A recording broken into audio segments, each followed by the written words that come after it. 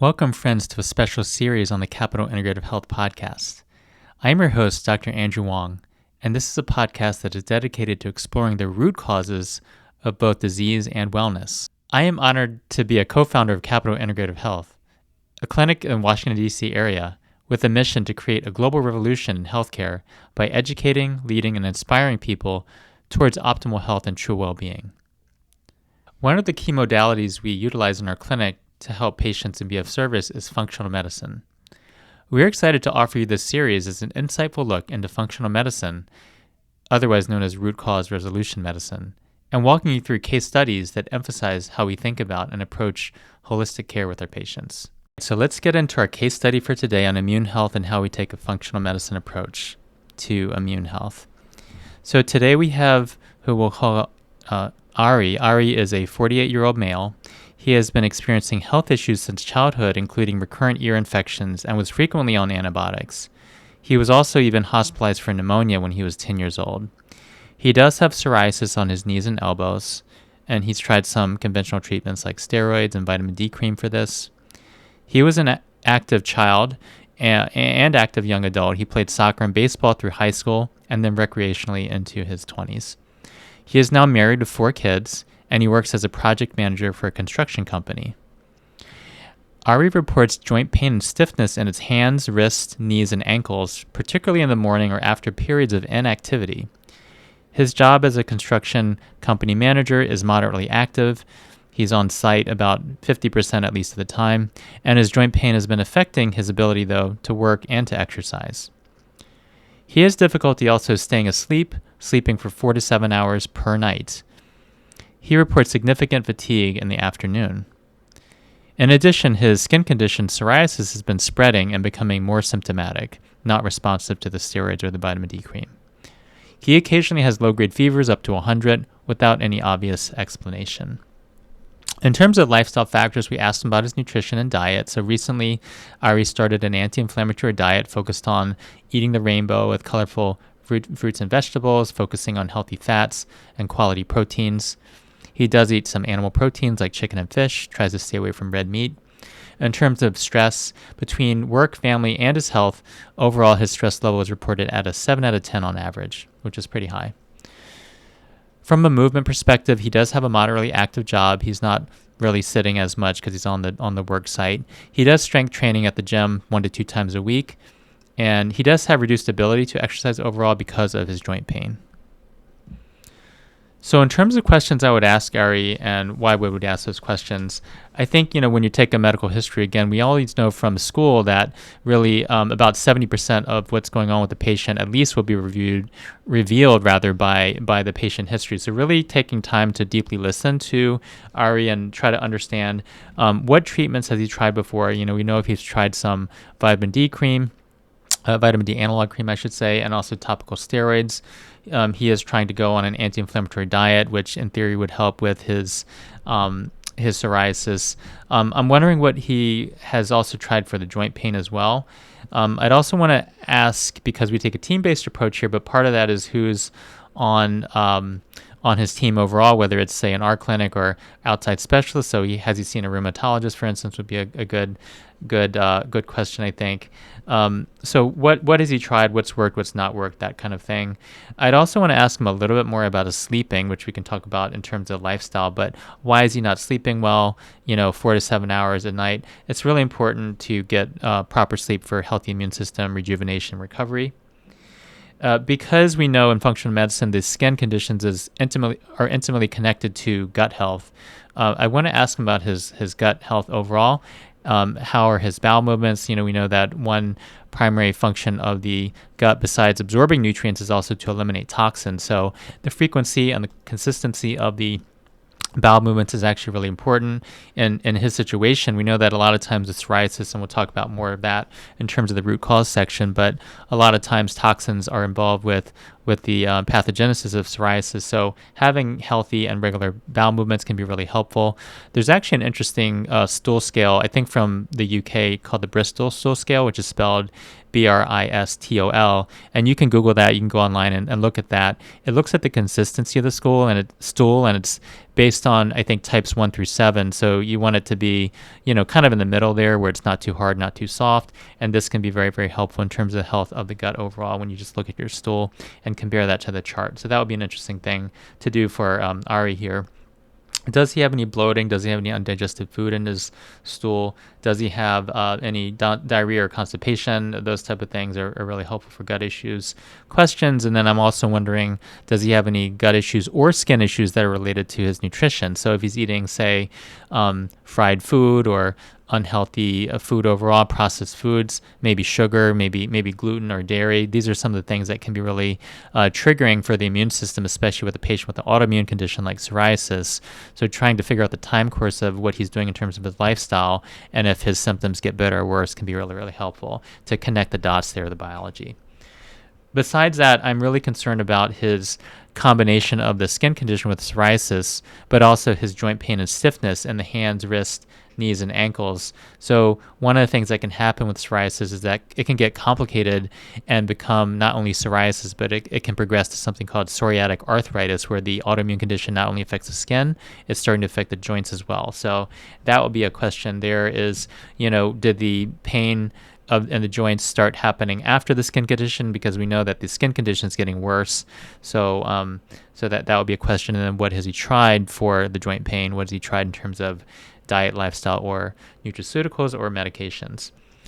It would be interesting from a family and social history perspective, a couple of factors. First of all, from a social history perspective, we know that certain very basic lifestyle factors can be really, really helpful in just mitigating someone's symptoms or improving their health. So certainly alcohol and smoking, we would try to eliminate that if he's taking any of those substances. And then family history, we do think about something where psoriasis is often very genetic, and so we would ask him about his family history as well there.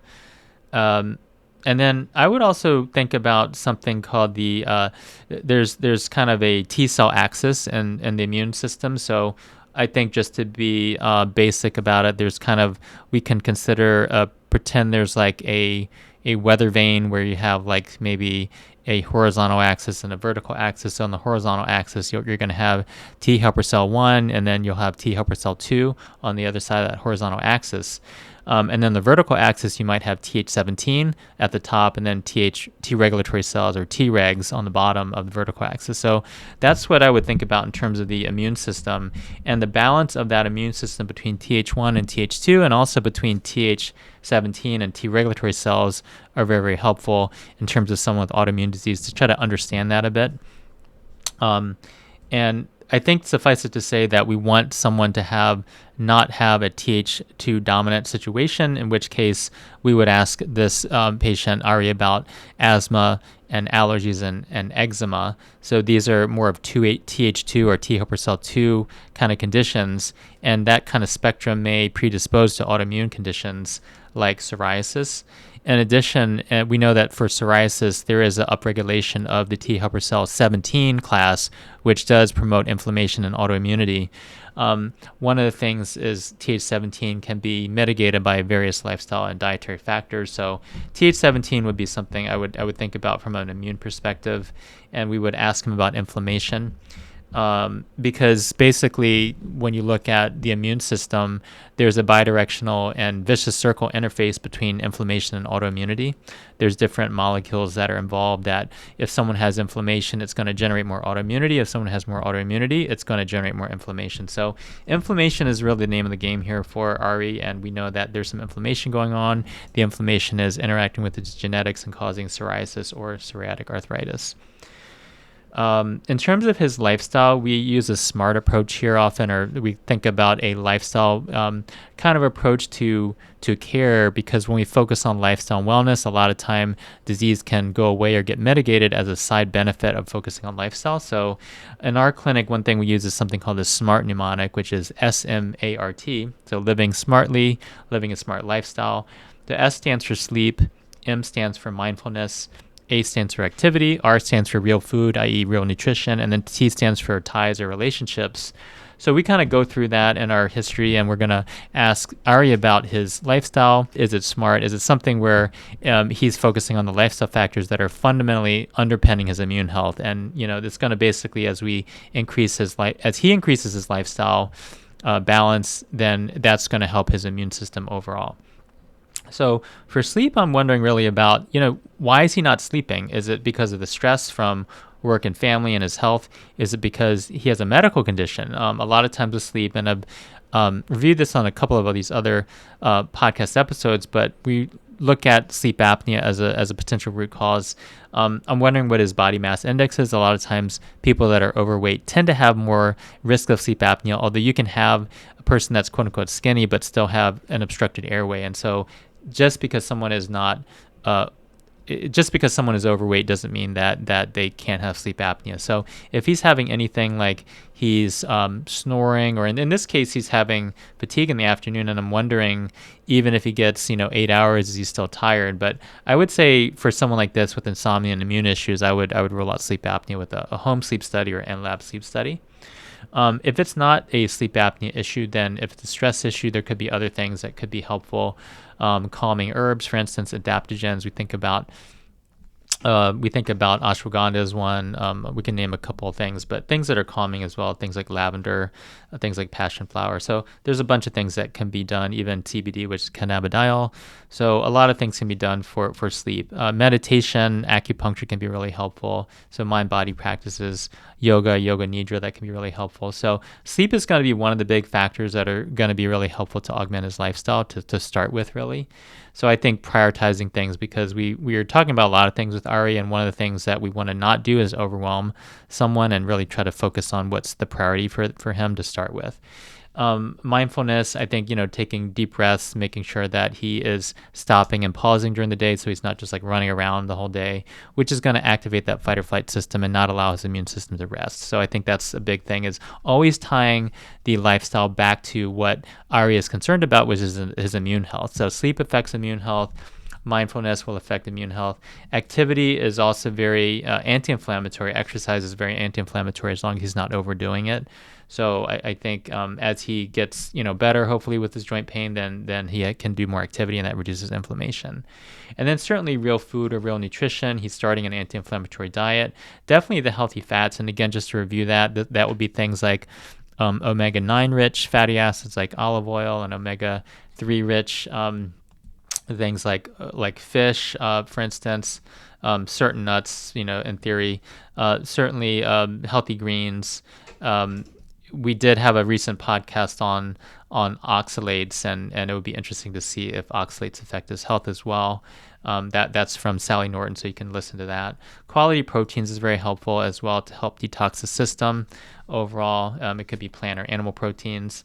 And I think also things that are to be avoided, often with people with psoriasis, you have to think about, are there any food sensitivities, which could be where a food diary or a food journal could be really helpful. Gluten is definitely associated with psoriasis in many patients. A lot of people with psoriasis have gluten or dairy sensitivity. So these are things that can be really affected. And then, like I said before, with alcohol is a type of sugar. So any sort of sugar that's going to cause more immune system activation, whether it's alcohol, whether it's too many processed carbohydrates, things like grains, things like potatoes, or even things like obvious things like pastries, could be really, really inflammatory. So gluten, dairy, sugar might be where we start in terms of trying to reduce that for Ari there. And then from a ties perspective, you kind of always think about holistically mind, body, spirit. How are his relationships at work and his family and his relationships with himself, and how he thinks about his health, how he feels about his health? How is that affecting his overall health? He has a stress level that's 7 out of 10, which is pretty high if that's chronic. And we know that chronic stress will make it really hard for him to recover and rejuvenate. So I think doing some mind-body techniques, things like meditation, heart math, yoga nidra, working on integrative treatments, things like myofascial release or craniosacral therapy or massage or acupuncture, I think can be really, really helpful for Ari. Just probably choosing one of those, just to try to get his autonomic nervous system more in balance. And then I think that I think I skipped over that. Yeah, so lifestyle we talked about.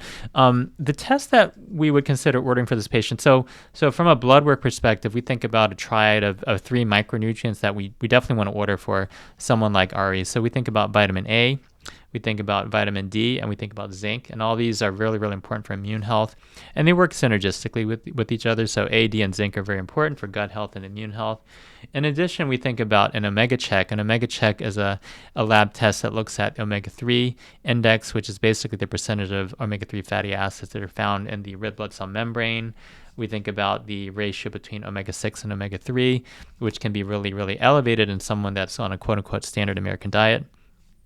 SAD, which has now been exported to the world as well, unfortunately. So I think that one of the key factors is, what is omega-3 level, what is omega-6 and 6-to-3 ratio. EBV, which is Epstein-Barr virus, which we're going to have a podcast on in our podcast here, talking about chronic EBV. Epstein-Barr is also associated with psoriasis as well. So I would check his Epstein-Barr test. Another thing that is affected, that can be affecting psoriasis, is heavy metal toxicity. So things like lead and mercury, cadmium, arsenic, things like that. So we'd want to check that as well on the blood test and potentially urine testing. I would test a few other things on the blood work. I would test immunoglobulins like IgA and IgG, because those are antibody levels that if they're low, it might cause someone not to be able to clear infections. It might be leading to gut permeability issues, especially if the IgA is low, because secretory IgA is found in the stool on a stool test, which we can measure as well, but it's found in the gut lining. And if you have an IgA level that's low in the gut lining, you're going to probably have leaky gut, or impaired intestinal permeability is another way to say that. So we would think about celiac disease, because often if someone has one autoimmune condition, it's not like it's just going to stay in one part of the body. It's like a fire is not going to stay in one location. It's going to spread. So there's different other immune system factors that can be affected if someone has one condition like psoriasis. So often we're going to look at celiac markers to make sure that Ari doesn't have celiac disease. We're going to definitely look at thyroid to make sure that Ari doesn't have Hashimoto's, which is autoimmune hypothyroidism or low thyroid, in which case that can cause things like joint pain and fatigue as well, and even sleeping issues. So I think that those are really, really important. We'll check some basic blood work like blood counts, complete blood count, comprehensive metabolic panel, which is looking at liver and kidney tests and electrolytes and blood sugar. Certainly would want to check his blood sugar. We check his blood glucose, but also fasting insulin levels. Insulin is associated with inflammation when it's too high. So we typically want that fasting insulin level below 5, I would say. And then from a functional end, we definitely want to look at, I think we would look at stool testing. There is a thought in functional medicine that really the gut is really intimately tied to skin health, and vice versa. So if someone has a skin condition, whether it's something like psoriasis, like we're talking about in this case, or whether it's eczema, whether it's acne, or whether it's alopecia areata, which is a type of hair loss. These are all things that can be really intimately connected to gut health, specifically to gut dysbiosis, which is an imbalance in the microbiome of the gut. So we're going to look at gut health using functional stool testing. The one we typically uses proprietary DNA technology to look at different aspects like bacteria and viruses that are in there, parasites that are in there, that could be in there that are affecting the immune system. Also, it's important to review that most of your immune system actually ends up in your gut. So your digestive tract or your gut has about 70 to 80% of all immune cells in your body. So that's important to know, that if you have any immune condition, you're listening out there, you have some sort of, whether it's psoriasis, whether it's rheumatoid arthritis or lupus or Hashimoto's, these are all autoimmune conditions. Autoimmune conditions, likely there's something going on in the gut. So definitely take a look at that. Talk to your practitioner about that. And I think from a practitioner perspective, we know that it takes a village to work with people with autoimmune conditions, and just in general, having a whole body approach, regardless of what's going on with the patient. I think a functional medicine practitioner, functional nutritionist make a lot of sense. Someone on the wellness side, that a practitioner that's involved with mind-body work, I like acupuncture, myofascial release for this. It could be other practitioners as well. And then from a conventional perspective, because I'm suspecting that this patient already has rheumatoid arthritis, not rheumatoid arthritis, psoriatic arthritis, could have rheumatoid arthritis. You can have two conditions at one time, and we could do blood work to look at that too, to differentiate between psoriatic arthritis and RA. But definitely referring RA to a rheumatologist as well, just to do more testing and see if that diagnosis is there. So top 3 most important steps that RA needs to take. I would evaluate his sleep to rule out sleep apnea. I would check some lab work, including vitamin A, vitamin D, zinc, and omega check, and some of the other tests there to see if there's any root micronutrient contributions there. And I would do a gut test. I would really look at his gut to look to see if there's any microbiome imbalances that can be addressed that could really impact and help his immune system.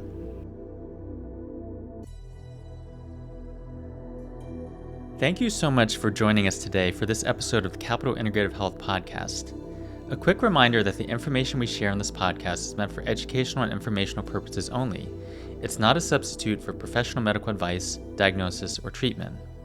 We highly recommend that you speak to a qualified healthcare provider before making any medical or healthcare decisions. This episode, please take a few moments to subscribe and leave us a review. Your reviews help us reach more people and continue to offer innovative insights and information to better optimize your health and wellness.